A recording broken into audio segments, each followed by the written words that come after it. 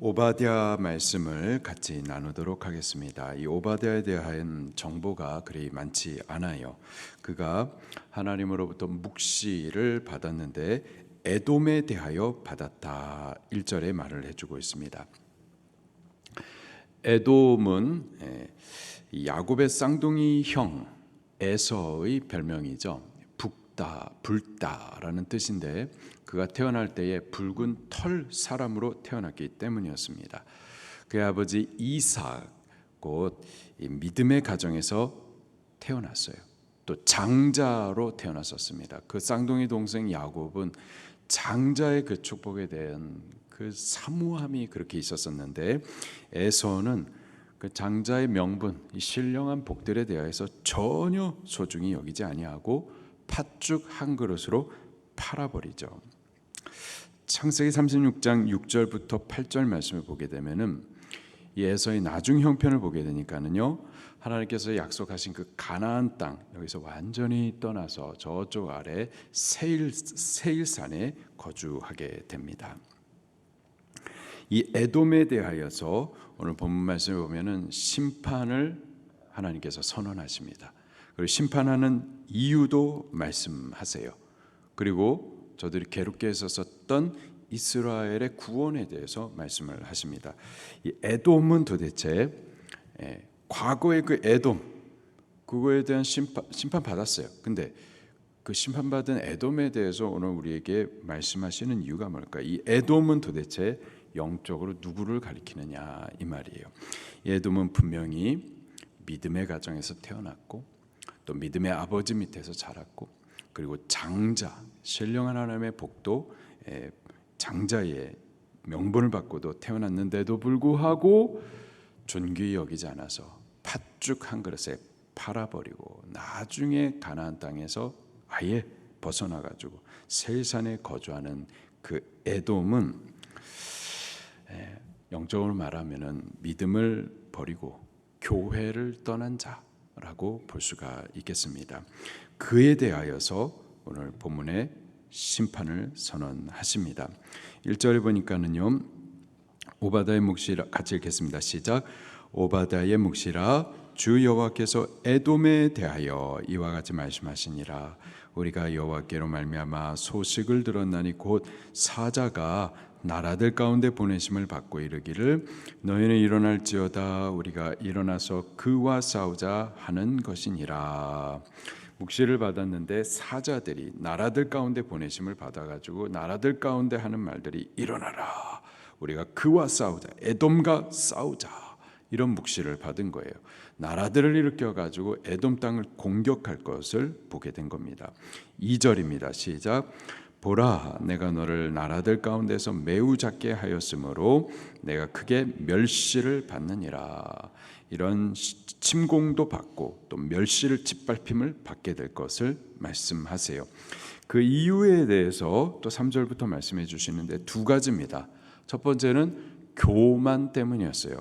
이 교만에 두 가지 이유가 있는데 첫 번째로는 저들이 이 세일산 그 산악지대에서 살고 있었거든요. 아주 천연의 요새지에서 살고 있었기 때문에 아무도 우리를 공격하여서 무너뜨리지 못할 것이다 라는 교만이 있었던 거죠. 3절부터 같이 보겠습니다. 시작.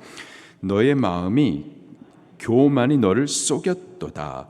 바위 틈에 거주하며 높은 곳에 사는 자여 내 마음에 이르기를 누가 능히 나를 땅에 끌어내리겠느냐 하니 내가 독수리처럼 높이 오르며 별 사이에 깃들을지라도 내가 거기에서 너를 끌어내리리라 여호와의 말씀이니라. 교만이 너를 속였도다. 교만하면요 스스로 속습니다. 교만하면 하나님의 심판에 대해서도 스스로 쏘가서 나는 심판 안 받겠지 그렇게 쏘가서 결국은 심판 받는 거죠. 여기 이 에돔이 교만했었던 이유는 천연의 요새지에 살고 있었기 때문에 절대 우리는 망하지 않을 것이다 이런 생각을 했었던 겁니다. 이 사진을 몇 장 좀 보여드리도록 하겠습니다.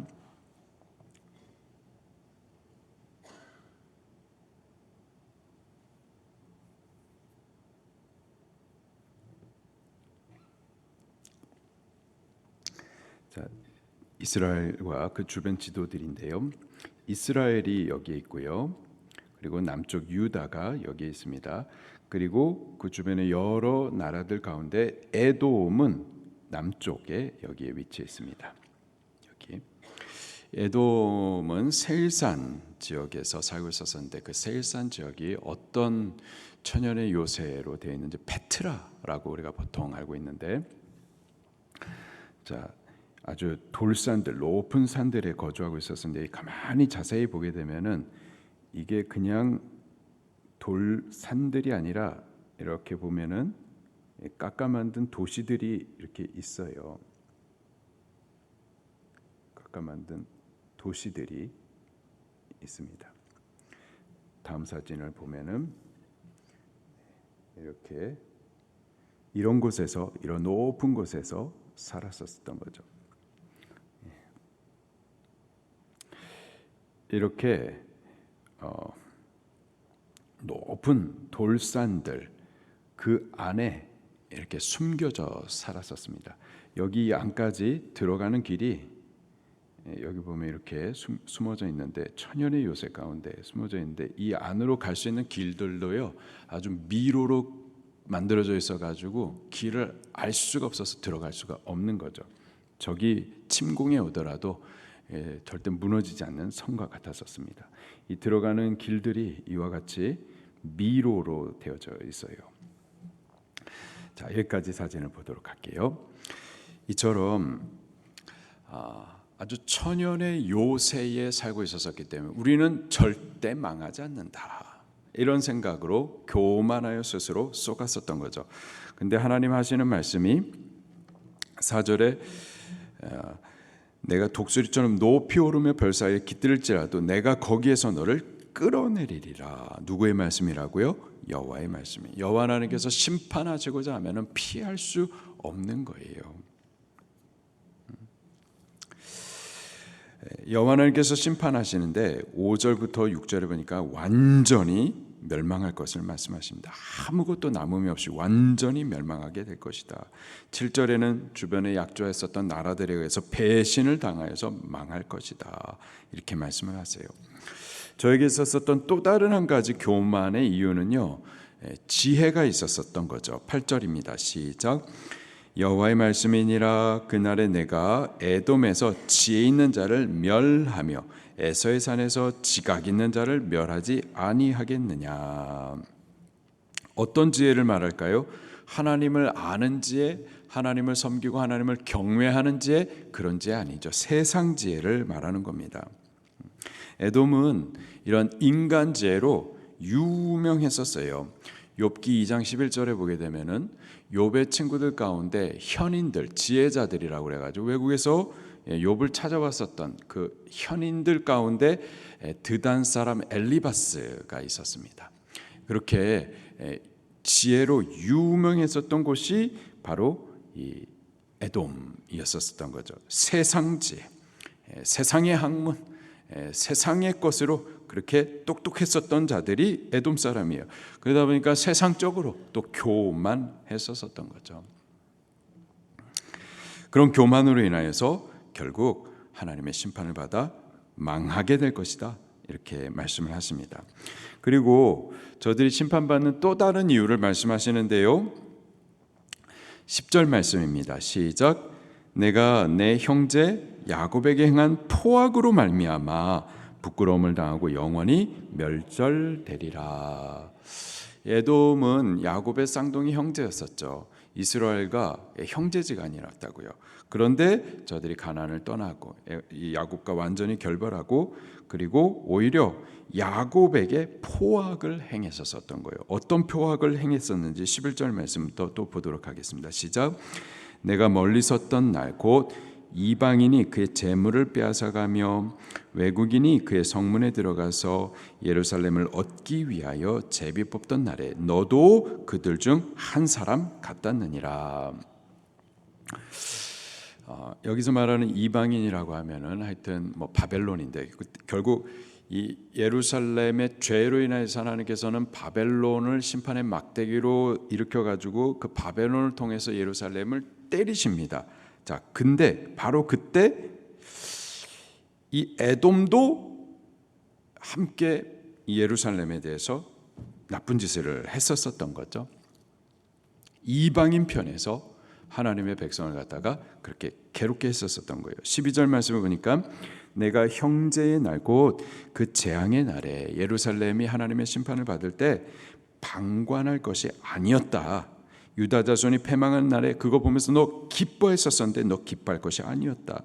그들이 고난당할 때 내가 크게 입을 벌려가지고 함께 조롱하고 비난했었는데 너 그러면 안 됐었었다 라는 거죠. 바로 이와 같이 이방인이 예루살렘 하나님의 백성들, 하나님의 교회에 대해서 조롱하고 나쁘게 말하고 공격하고 무너뜨리려고 할 때 함께 그거 보면서 아유 그래 이렇게 무너뜨리는, 함께 공격하고, 보면은 믿음을 떠났었던, 원래는 교회에 있었다가 믿음을 떠나고 교회를 떠난 이들이 세상 사람들 편에서 똑같이 어쩌면 더 앞서서 교회를 비난하고 공격하는 이들이 있죠. 에돔 사람, 에돔, 영적인 에돔입니다. 그들에 대해서 지금 하나님께서 바로 그 포악을 행한 일들에 대해서, 예루살렘에 대해서 포악을 행한 것, 영적인 교회에 대해서 포악을 행한 것, 바로 그 부분을 대하여서 하나님께서 심판하신다라는 거예요. 15절입니다. 시작. 여호와께서 만국을 벌할 날이 가까웠나니 내가 행한 대로 너도 보응을 받을 것인즉 내가 행한 것이 내 머리로 돌아갈 것이라. 만국을 벌할 날, 하나님께서 이방을 심판하실 그때 너도 함께 심판받을 것이다. 내가 행한 것이 내 머리로 돌아갈 것이다. 너도 이방인들이 교회를 공격할 때 너도 앞장서 가지고 그렇게 공격하고 조롱하고 비난했던 모든 행위에 대해서 너의 머리로 돌아갈 것이다. 그대로 심판을 받게 될 것이다 라는 겁니다. 하나님께서 예루살렘을 심판하셨죠. 왜? 그들의 죄 때문에, 그들의 타락 때문에 하나님께서는 이방인을 들어가지고 공격을 하셨어요. 자, 그러나 하나님이 치신다 그래가지고 사람이 또 같이 들어가지고 내가 교회에 대한 심판자로 서겠다 자청해가지고 예루살렘을 공격했었던 이 에돔에 대해서는 하나님께서 인정치 않으시죠. 그러나 하나님께서 예루살렘에 대해서는 그 죄에 대해서 심판하셨지만 심판 자체의 목적이 있는 게 아니라 심판과 함께 그 심판을 통한 회개를 통한 회복의 목적이 있었던 거예요. 그래서 하나님께서는요 예루살렘을 치신 이후에는 회복을 일으키십니다.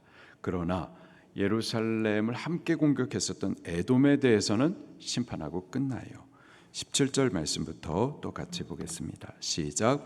오직 시온 산에서 피할 자가 있으리니 그 산이 거룩할 것이요 야곱 족속은 자기 기업을 누릴 것이며 야곱 족속은 불이 될 것이며 요셉 족속은 불꽃이 될 것이요 에서 족속은 지푸라기가 될 것이라. 그들이 그들 위에 붙어서 그들을 불살 것인즉 에서 족속에 남은 자가 없으리니 여호와께서 말씀하셨습니다. 아멘. 시온산에 피할 자가 있을 것이다. 예루살렘, 유다, 하나님의 교회, 죄로 인해서 하나님 치십니다. 심판하세요. 그러나 심판 자체 목적이 아니라 심판 이후에 이렇게 남은 자들을 다시 회복해 하실 목적이 있었던 거죠. 자, 예루살렘이 회복할 그때는 18절 마지막 부분에 보니까 에서 족속은 남지 않을 것이다. 그들은 심판으로 끝나게 될 것에 대해서 말씀을 하십니다. 21절도 같이 볼게요. 시작. 구원받은 자들이 시온산에 올라와서 에서의 산을 심판하리니 나라가 여호와께 속하리라. 심판의 때가 있습니다. 그때는 주의 교회를 그렇게 함부로 하고 또 건들고 공격하고 비난하고 조롱하고 판단하고 해를 끼치고 그들은 심판을 받는 거예요. 오늘 우리는요 죄에 대한 하나님의 심판으로 이방의 조롱, 비난, 멸시, 공격을 우리 교회가 성도가 받을 수 있습니다. 그럼에도 불구하고 우리는 야곱 족속으로 남아 있어야만 해요. 남아서 우리 죄에 대해서 회개하셔야만 하는 겁니다. 에돔과 같이 교회에 문제 있다고 그래가지고 믿음 버리고 교회 떠나고 이방과 함께 교회 욕하고 공격하는 자가 되어서는 안 되는 거예요. 참담한 일들이 벌어지는데 정말 한국 교회에 큰 은혜, 큰 공효를 남긴 너무 귀하신 목사님. 근데 그 아들 놈의 자식이 뭐 탈회심 뭐 있다고 소리하고 말이죠. 뭐 그렇습니다. 에돔 족속이 에돔 족속. 유튜브 방송을 통하여서 뭐 지혜를 자랑하면서 교회를 비난하고 오히려 이방 사람들보다 세상보다 더 교회를 비난하고 이런 일들을 지금도 해요. 에돔 족속입니다. 교회가 죄를 범하면 하나님께 혼납니다. 그러나 그럼에도 불구하고 교회를 하나님께서 혼내시는 이유는 회개케 함으로 회복함의 목적이 있습니다. 우리가 죄로 인하여서 하나님의 심판을 받아 이방인에 짓밟힌다 하더라도 우리는 야곱 족속으로 남아서 회개하셔야만 할 줄로 믿습니다. 절대 에돔과 같이 믿음 버리고 교회 떠나서는 심판밖에는 없는 거예요.